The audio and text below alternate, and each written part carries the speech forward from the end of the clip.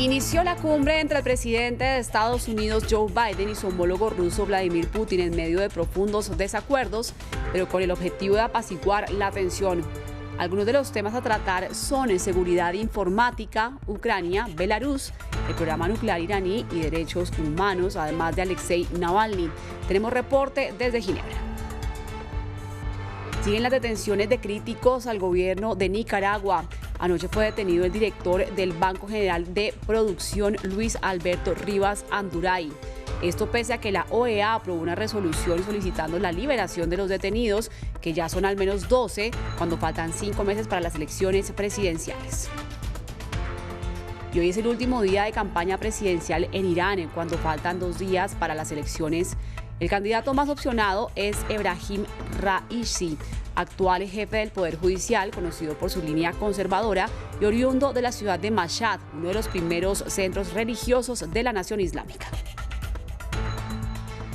Actualizamos la información de América Latina y del mundo aquí en France 24. Bienvenidos de nuevo, yo soy Liliana Valencia. Iniciamos este informativo en Ginebra, Suiza, donde comenzó la cumbre entre el presidente de Estados Unidos, Joe Biden, y el primer mandatario ruso, Vladimir Putin, quienes intentarán limar asperezas y mejorar sus relaciones en un momento de alta tensión entre Moscú y Washington. Un apretón de manos entre ambos mandatarios fue el primer gesto diplomático antes de comenzar la reunión que hoy centra las miradas del mundo. Putin dijo que confía en que esta sea productiva y Biden, a su turno, señaló que siempre es mejor verse cara a cara. Se espera que aborden temas como la ciberdelincuencia, el expansionismo ruso, la frontera con Ucrania, Medio Oriente, el programa nuclear iraní, entre otros. Ampliamos esta información con nuestra enviada especial, Natalia Ruiz. Natalia, buenos días. Y usted está en Villa Lagrange, en el corazón de Ginebra, sede de este encuentro. Ambos mandatarios han estado en desacuerdo en diferentes temas. ¿Cuáles son aquellos que podrían mostrar avances durante esta jornada?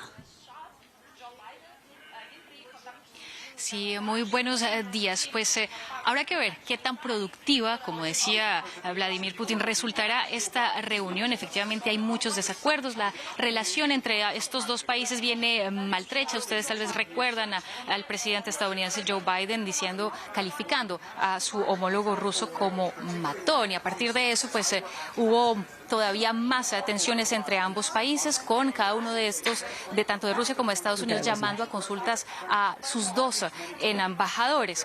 Entonces, eso pues lo que se espera es precisamente que uno de los pasos adelante de esta reunión es que los embajadores regresen cada uno a sus puestos, porque los consulados pues están cerrados por ahora, y de hecho ambos embajadores se encuentran aquí en Ginebra y participarán en la segunda parte de la reunión entre los dos presidentes. Dentro de los puntos que podría haber un poco más de avance tiene que ver con cooperación. Una parte de lo que es la lucha en el cambio climático. Joe Biden ha hablado de esto ampliamente, sobre todo en el Ártico. Y también otra parte es continuar las charlas en cuanto a la no proliferación de armas nucleares. Se trata de Rusia y de Estados Unidos, que son las dos mayores potencias nucleares del mundo, y se necesita que haya lo que ambas partes han calificado de una estabilidad estratégica, es decir, evitar cualquier tipo de conflicto entre estas dos naciones. Y para esto pues se trata de nada más y nada menos que de ese acuerdo New START, que ya fue prorrogado a comienzos de este año, irá hasta 2026, pero hay nuevas negociaciones que deben comenzar y van a demorar años para poder pues visitar o rever todos los puntos que quieren cada uno de los dos países. Pues esa es la información con Natalia Ruiz, enviada especial de France 24 a Ginebra, Suiza. Más adelante ampliaremos en las siguientes emisiones de noticias. Y cambiamos de información porque no cesan las detenciones de críticos al gobierno de Nicaragua. Hay un nuevo arresto, pero esta vez no se trata de un político, sino de un banquero. La policía del país reportó en la noche del martes la detención de Luis Alberto Rivas Anduray, director del Banco General de Producción, Banpro. La detención ocurre luego de que la Organización de Estados Americanos, OEA, pidiera la liberación de los 4 candidatos a la presidencia que han sido arrestados en las últimas semanas y de todos aquellos que se oponen a Ortega. César Rojas nos cuenta más. Él es Luis Alberto Rivas Anduray, director del Banco General de la Producción, Banpro, en Nicaragua. La policía del país anunció que el banquero fue arrestado el 15 de junio y lo acusan de conspirar contra el Estado. Es investigado por realizar actos que menoscaban la independencia, la soberanía y la autodeterminación, incitar a la injerencia extranjera en los asuntos internos. En las últimas semanas, al menos 12 opositores han sido arrestados en el marco de una nueva legislación llamada Ley de Defensa de los Derechos del Pueblo. Entre los detenidos se encuentran incluso los exguerrilleros sandinistas Dora María Telles y Hugo Torres, además de 4 candidatos a la presidencia para las elecciones del próximo 7 de noviembre, Cristiana Chamorro, Arturo Cruz, Félix Maradiaga y Juan Sebastián Chamorro. El arresto de Rivas Anduraí ocurrió el mismo día en que 26 de los 34 miembros de la Organización de Estados Americanos, OEA, aprobaron una resolución en la que exigieron la liberación inmediata de los detractores detenidos. Nos recuerda esta resolución que es necesario recuperar la democracia y el respeto a los derechos humanos en el país. Nos recuerda que la utilización de legislación y acciones represivas y violentas para silenciar a los medios de prensa y la oposición se han vuelto lo cotidiano en el país. El gobierno de Daniel Ortega ha dicho que este tipo de pronunciamientos son un ataque frontal a su soberanía y dice que está en su derecho de investigar a los opositores. En México, cuando faltan poco más de 3 meses para que se cumplan 7 años de la desaparición de los 43 estudiantes de Ayotzinapa, las autoridades identificaron los restos de uno de ellos, apenas el tercero. Todavía quedan 40 estudiantes de magisterio en paradero desconocido. Entre los 16 restos analizados por la Universidad Innsbruck de Austria, se dio a conocer este martes que una vértebra lumbar corresponde al joven Josivani Guerrero, uno de los desaparecidos en la trágica noche del 26 de septiembre de 2014. Y continuamos en América Latina. En Perú, el candidato presidencial de izquierda, Pedro Castillo, se declaró ganador de la segunda vuelta de las elecciones presidenciales que tuvo lugar el pasado 6 de junio, cuando las autoridades electorales informaron que el 100% de las actas ya fueron procesadas y contabilizadas. Sin embargo, pese a que ya fue confirmada su ventaja sobre Keiko Fujimori, Castillo no puede ser proclamado presidente hasta que las autoridades electorales revisen las actas impugnadas por Fujimori, quien denuncia fraude. Soy Pedro Castillo Terrones, profesor, rondero y dirigente sindical, presidente electo de la República del Perú. Y aunque terminó el escrutinio en Perú por parte de la Oficina de Procesos Electorales, es el Jurado Nacional de Elecciones quien deberá resolver las solicitudes de nulidad e impugnaciones de mesa solicitadas por la candidata Keiko Fujimori, quien insiste sin pruebas en que hubo fraude en el proceso electoral. Más detalles en el siguiente informe. Todos los votos ya han sido contados. Las actas de Perú arrojan que el candidato izquierdista a la presidencia del país, Pedro Castillo, tiene el 50,1% de los votos. Solo 44.058 papeletas más que su rival, la conservadora Keiko Fujimori. Sin embargo, todavía no hay un ganador oficial, a la espera de que el Jurado Nacional Electoral resuelva las impugnaciones interpuestas por Fujimori, quien sostiene que la estrecha victoria de Castillo se debe al fraude electoral. La tensión aumenta en las calles de Perú, donde las manifestaciones de bando y bando se suceden. Castillo llamó a sus seguidores a seguir movilizándose de manera pacífica. Reiteramos que no van a encontrar nadie en ninguna agresión, pero tampoco vamos a permitir que se siga discriminando a un pueblo oprimido por más años. Democráticamente las cosas se han puesto en la mesa y democráticamente tiene que darse una salida. La decisión final del jurado electoral podría tardar días en llegar. Y las autoridades peruanas tratan de hacer respetar las reglas electorales del país. Rechazamos todo discurso o acto que suponga el desconocimiento de los resultados electorales que habrá de anunciar oficial y oportunamente la autoridad electoral y de cualquier intento de afectar el orden constitucional. Mientras tanto, los peruanos siguen sin saber quién ocupará la presidencia, más de una semana después de acudir a las urnas.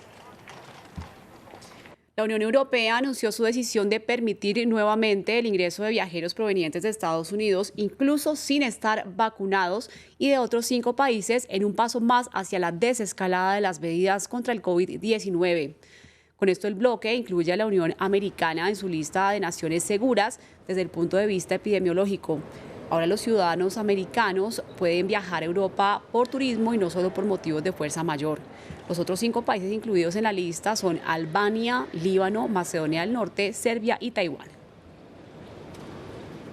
Último día de campañas a la presidencia de Irán. Este miércoles, 2 candidatos se retiraron de la carrera electoral a 2 días de las presidenciales. Nuestra corresponsal en este país, Catalina Gómez Ángel, nos envía un reporte de la ciudad de Mashhad, que fue uno de los principales centros religiosos de Irán junto con Qom y que por años lideró la política en el país. Tanto el líder supremo como el portavoz del Parlamento son de Mashhad, la tripleta que podría completar en estas elecciones, donde hay 3 candidatos de esta ciudad. Los une a todos su visión conservadora del país. La existencia del mausoleo del Imam Reza hace de Mashhad el principal centro de peregrinaje de Irán. Miles de familias como la del hoy director del mausoleo llegaron de otras partes del país para vivir cerca de la tumba del octavo imán de los chiitas. Lo que tenemos es gracias a las buenas intenciones de nuestros padres. Aquí la vida gira en torno al mausoleo. La economía es próspera gracias a millones de peregrinos. Y desde esta tribuna el principal ayatolá de la ciudad, Ahmad Al-Mohoda, dicta las reglas sociales, más estrictas que en otras partes de Irán. Algunas de las principales figuras religiosas han estado educadas en Mashhad, como el líder supremo de la revolución. Mashhad es la contraparte de Teherán, que lidera la apertura social en Irán. En esta ciudad imperan las ideas conservadoras y recelosas de Occidente que se imponen en el escenario político actual. 3 de los candidatos más radicales a estas elecciones son de Mashhad, incluido el principal opcionado, el clérigo Ibrahim Raisi. Raisi es un hombre correcto que busca ayudar a la gente. Lejos del mausoleo, hay otras visiones del mundo. Hay un grupo de gente y el gobierno que están hechos el uno para el otro. Mona hace parte de un gran número de artistas que se mueven en espacios alternativos. La vida de la mayoría de Irán no es como se ve en Teherán. La gente en el país es mucho más tradicional, mucho más parecido a Mashhad. Los pequeños cambios sociales que se ven en espacios como estos cafés han sido presionados por los jóvenes, pero hay todavía cientos de actividades prohibidas, como los conciertos. La entrada de dinero de otras actividades como conciertos no son necesarios para el gobierno local, porque van a arriesgar el sello religioso de la ciudad para hacer a poca gente feliz. Las normas no dejan que artistas como Amir puedan vivir de lo que ganan con la música. Aún así, no dejan de intentarlo. Israel lanzó un nuevo ataque contra Gaza, poniendo fin a la tregua con el grupo islamista Hamas, que entró en vigor el 21 de mayo pasado. La ofensiva responde al lanzamiento de globos incendiarios por parte de seguidores del grupo islamista Hamas, justamente, que a su vez rechazaron la denominada Marcha de las Banderas, donde miles de ultranacionalistas israelíes se tomaron las calles de la disputada ciudad de Jerusalén del Este. Fin a la tregua. Las explosiones nocturnas volvieron a iluminar los cielos en la franja de Gaza, tras un ataque del ejército israelí, que asegura respondía a hostilidades del grupo islamista Hamas. Hoy activamos una unidad nocturna para apoyar a nuestra gente en Jerusalén. Y los molestaremos en respuesta a la marcha de las banderas.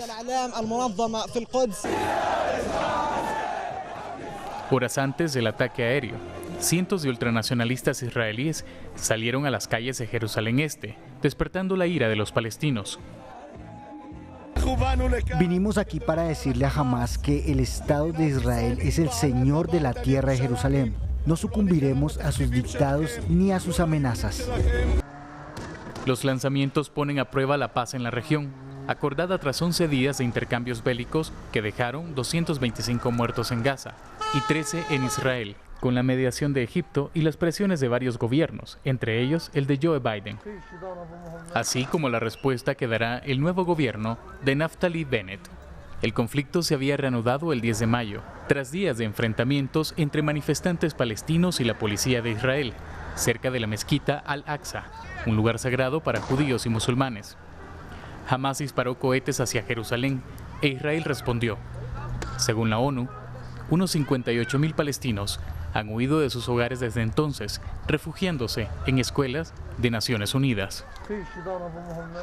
Así finalizamos por esta emisión en France 24, pero ustedes también pueden visitar nuestro sitio web con información del acontecer internacional en 4 idiomas. Nos vemos más adelante con más información.